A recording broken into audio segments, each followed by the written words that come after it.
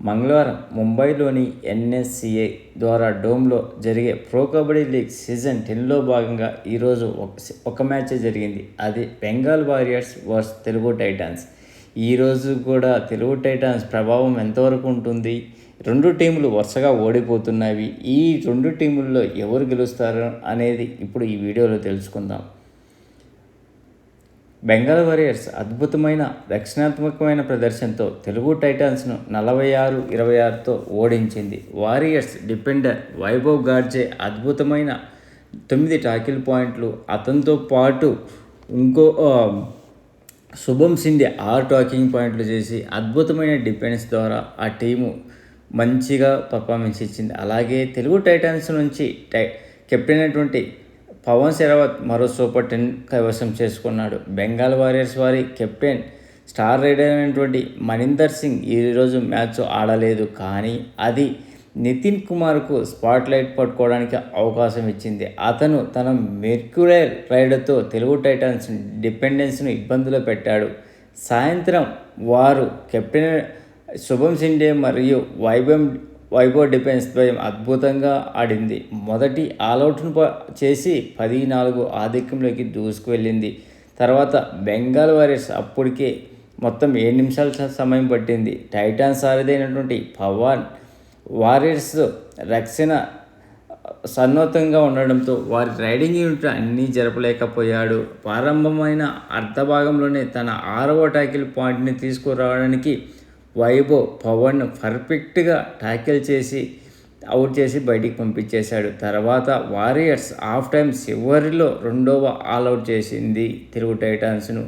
విరామ సమయానికి score card అప్పటికి 27-10తో వారియర్స్ 17 పాయింట్ల ఆధిక్యంలో దూసుకుపోతుంది. కానీ సెకండ్ హాఫ్లో టైటాన్స్ తన అత్యుత్తమైన డిఫెన్స్ మంచిగా పునరాగం చేసేలా చేశారు. వారు డిపెండింగ్ పాయింట్ల ద్వారా కొద్దిగా డిఫరెన్స్ని తగ్గించాడు.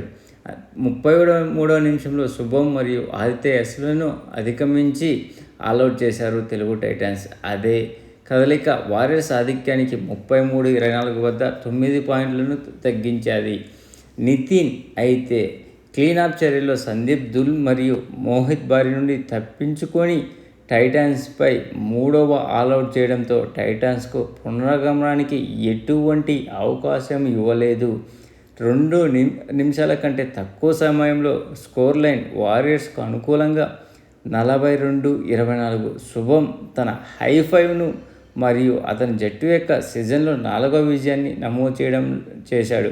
ఈరోజు మ్యాచ్లో పవన్ మరియు రాబిన్ చౌదరిపై టాకిల్తో గేమ్ను ముగించాడు. ఈరోజు టాప్ పర్ఫార్మెన్సర్గా ఉత్తమ రైడర్ తెలుగు టైటాన్స్ నుంచి పవన్ శరావత్ 11 రైడ్ పాయింట్లతో 7వ సూపర్ 10 నమోదు చేశాడు. ఈ సీజన్లో ఇప్పటి వరకు బెస్ట్ డిఫెండర్గా సందీప్ దుల్ 4 టాకిల్ పాయింట్ చేశాడు. బెంగాల్ వారియర్స్ ఉత్తమ రైడర్గా నితిన్ కుమార్ 9 రైడ్ పాయింట్లు చేసే బెస్ట్ డిఫెండర్గా వైభవ్ గడ్జే 9 టాకిల్ పాయింట్ చేశారు. వీటిలే కాకుండా మిగతా ఆటగాళ్ళ ఇండివిజువల్ పర్ఫార్మెన్స్ ఎలా ఉందంటే నితిన్ తెలుగు టైటాన్స్ నుంచి నితిన్ 2 టాకిల్ పాయింట్ చేస్తే పర్వేజ్ 1 టాకిల్ పాయింట్ చేశాడు. పర్పూల్ 1 టచ్ పాయింట్ చేస్తే మోహిత్ 2 టాకిల్ పాయింట్ చేశాడు.